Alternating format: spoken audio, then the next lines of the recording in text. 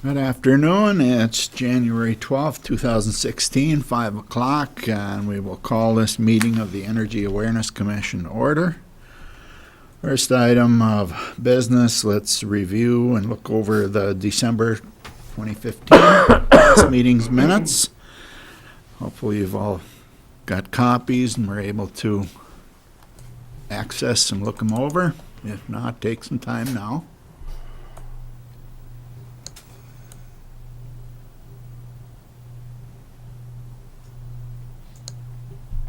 Any comments or questions?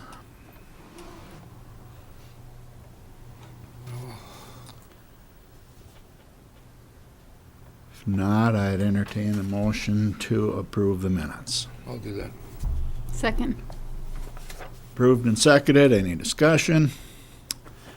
All in favor say aye. Aye. Opposed, same sign. Okay, we're ready. Done with the minutes. Next thing we can do is look over the expenses account. That should bring us pretty much up to date, huh, William? Through Well, I through the guess, calendar year anyway, huh? and actually this, the current account summary, although it does say it's through 12/31/2015, we do have a few items that did come in, and we are still processing those for that final month. So it would actually be in the end of February that will officially close out the 2015 calendar year.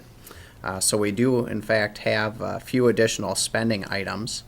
And between those items, if you look at the bottom of the summary sheet, we have about $7,000 left in funding as of this report. And I believe just about all, or maybe even a little over that, has actually been spent in the following spending. In the system yet, huh? Okay. That's correct. So I think we'll actually hit 100% of our budgeting this year. And then just due to a few things that occurred in 2015, we actually may be slightly over for the 2015 year spending. And then just some key things to look at. Standout accounts would be the air conditioner rebate.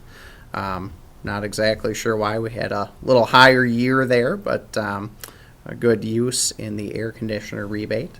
And then both the high efficiency lighting rebate and residential lighting rebate saw a lot of use. And we'll have to see, I expect good use out of the residential lighting rebate again for this year, although with about half the amount per bulb, we may be a little closer in the estimated spending for the 2016 year. The high efficiency lighting rebate, I thought that we'd have decreased numbers this year as the transition to LED away from I guess the T12 to T8 lighting, fluorescent lighting. But hadn't really seen any slowdown, so we'll see what the 2016 year brings. I just have a question on the high efficiency lighting. Do we have was there any large project that took a large amount of that, or is it just all small to mid projects? I would say it's a mix. We did have 3 larger projects that took up quite a bit of that funding. And that, that can be hard to gauge each year. Right. But I would say that there are probably 3 standout projects in there. That was going to LED then? Were they, or were they, what was the technology that they were? I believe all 3 of those larger rebates, kind of the 3 standout rebates, did in fact go to LEDs. Do you need anything? No, I can't see it anyway. I'll just look over here. Well, are there any other questions about the conservation summary? Are you anticipating any industrial rebates? As we've got a very healthy balance there in that certain allocation. Well, Nothing in the system? at this point for the 2015 year, I wouldn't expect any industrial rebates. Certainly for the 2016 year spending, I actually increased the industrial rebate side. So hopefully we get some use for the 2016 year. Okay. So if an industrial customer does a lighting, does that fall under industrial project, or does it still fall under the high-efficiency lighting? That would be under the high efficiency So lighting. we may have industrial I've got customers that. doing projects, but they may fall under lighting. Yeah, when you get home. Yep, that's correct. William, is there enough room where they do that budget that we can get another column added in there for like the end of the year, like for 2014? To have those figures put in there so we can see during the year how much we actually used the year before? We may be able to generate a separate report that shows that. I know for my own budgeting book, we do have a sheet that would say the total funding used Yeah. at the end of the year for, say, 2013 through 2016. Okay. I could maybe bring that for next meeting. I was just wondering if it could be put on there so we could see it from one year to Yeah, another. compare month to month or Yeah, to see something if like we're that, getting way yeah. out of whack or something ain't getting used. And I'm not sure if we can do that with this particular report. No, but starting next year or whatever, just, But yeah, I will check into that on our Right. report generating functions. Okay. If there's a good way to bring that here.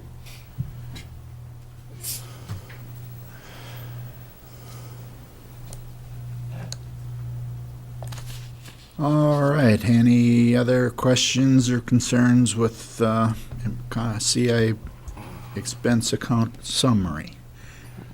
If not, entertain a motion to approve that. I'll make that motion. I'll second that. Motion's been made and seconded. Any more discussion? If not, all in favor, please say aye. Aye. Aye. Opposed? We are approved there. William, you've got some updates on the low-income program? Yeah, just some minor updates for today. The contract was approved at the Public Utilities Commission meeting, and I actually had some delay there, but the contract was signed by the Minnesota Valley Action Council this morning and put that into our long-term document system. And then I guess discussing, I had hoped to carry over any remaining funds for the 2015 year and potentially give them to the low-income program for the 2016 year. However, I think since it looks like we'll be at 100% of our funding for the 2015 year, I don't think there's any potential for carryover for the low-income program. And that concludes my update for the 2016 year low-income program. William, I just have a question. Do you intend to increase the budget for the low-income program for 2016? The 2016 year program, I believe that also came in at $12,500. Okay. So it would be considerably less than what was available for the 2015 year due to that large carryover. Didn't we talk about this a few months back about transferring some funds from another site down to that low income? And I thought we were gonna do that. It was out of the, I don't have my glasses, I just got back in town, I apologize for being late. It was out of the The steam rebate or the Rebate, yeah, steam there's- account? 3 or 4 grand that was gonna be transferred. Yeah. And the last meeting I was here, it was transferred, correct? Well, I believe that was transferred to the high efficiency lighting fund. See, I thought before that we had talked about moving it to low income. The state comes in, it really kind of sets the guideline for the low-income program. It's through the Next Yeah, it's so much Generation of a Act. percentage, There's a yeah. percentage, so they probably kind of take that as their guideline for that budget amount. There's really no advantage of setting that higher because a lot of times the kilowatt savings that you're going to apply to your SIP goal, it's costing you more per dollar. Okay. Whereas if you invest that money into the high efficiency lighting, you're going to get more kilowatts saved per dollar than what you're spending on those low-income programs. All right. You know, you may be paying out, what does it cost for they replace a refrigerator? $200, $300, $400 they're paying for that refrigerator, and you're going to be able to claim probably 37 kilowatt hours. Well, in just a residential program, if you buy a refrigerator, we're going to give you a rebate of $50. We're going to claim that same 37 kilowatt hours. So your money is probably better spent for your CIP programs in the regular programs, unless you're really just trying to, you know, bolster your low income and give them a more of a little break. bit more But because we state have more people. mandated, we're certainly meeting the law by the 12,000. And I think most communities are set up like that. They usually do Okay, go by that guideline. as long as we have enough. And you know, we're still relatively new into the low-income program, so I Right. think we've got some time to look it over and adjust accordingly in the Well- future. Yeah, we're new to it here. Mm-hmm. The county isn't, but we are here. Right. Okay. Okay, the low-income program update has been. We can move on to the home show. Home show this year is March 31st through April 3rd. And William has already said we are going to participate. Yeah, I apologize for that. This particular document here has not been sent in, but I started filling it out before thinking about this meeting. So that would be a draft document, has not been submitted yet. You know, I think one way or another, the public utilities will likely participate. And I think it would be a decision if the Energy Awareness Commission members would also like to participate.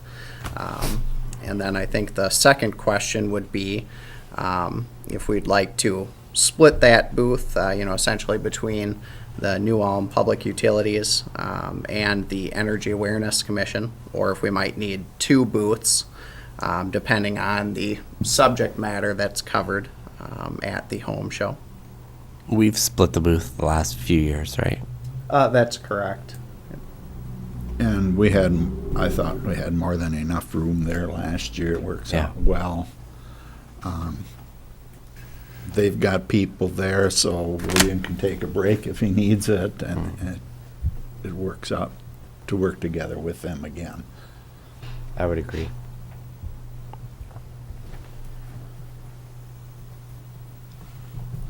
So first thing, we'll have a motion to participate in the home show. I'll make that motion. I'll second. Motion been made and seconded to participate in the home show, again, in combination or partnership with the PUC. Any further discussion? All in favor, say aye. Aye. Opposed? We were going to be in the home show again. Do we need to come up with a theme? And I guess before we discuss, or before I open it to commissioner discussion, I would like to, I guess, propose an idea. My interest would be to partner with the Minnesota Valley Action Council and discuss some of the low-income program measures that are available to customers. I think it generally fits the home show setting well. And speaking with Minnesota Valley Action Council members this morning, sounds like they do have some display material that may be, well, actually, they've used them at previous home shows in the Mankato area. But, you know, certainly it's not set in stone at this time, and we do have some time to decide. So I'm open to other suggestions as well. So would we still have basically all the other rebates available there for handout in addition to kind of the theme, which would be the Minnesota Valley Action? That's correct, Okay. and I think there'd be space to allow for that. Okay. So do you think one booth will be enough? I mean, if you have also a third party there? Because will somebody be there to represent Minnesota Valley Action Council too, to man the booth, or? I guess I did not discuss that particularly with them, but I believe that there would be a Minnesota Valley Action Council staff member who would be watching their booth. It certainly seemed like last year we had sufficient space Yeah. for We've the got nice 2 or space 3 there. people that might be in our half of the. Did we only have one booth rented, or was it a double booth where we rented 2 booths that were put together? For some reason, I thought it was 2 booths put together, but I'm not sure. I will have to look back on our invoicing for that. I don't recall now. We may have actually split it and had 2 separate or two booths that were combined into one area last year. And I can bring that information back for our February meeting. As we had real nice, I thought the space was real nice for us last year. Very adequate. And I guess my thoughts on that would be we generally display the 4th grade posters at the home show as well. And that can create a space issue in some cases, just due to the area that those posters take up to display. Well, wouldn't it be better to set up next to Minnesota Valley then? As long as you're both doing kind of the same thing anyway, wouldn't it be better to kind of combine our booth and theirs? Well, I think that's what we were saying. They weren't necessarily going to have a booth, They were going to be in our booth. right? Yep, Yeah. that would be my idea as to how to handle it. They've never participated in a show by themselves before. Not Minnesota Valley. not that I that can I'm recall. aware I of. can't tell you. It would be nice to have some extra bodies there for us too. Well, and I'm wondering if they will actually have somebody there, or if they were just going to set up send their display. That's, I'm just curious what their intent is. Okay. Yeah, my general understanding, and this wasn't decided yet at Yeah. the Energy Awareness Commission level, was that they would have someone there to staff, their display material.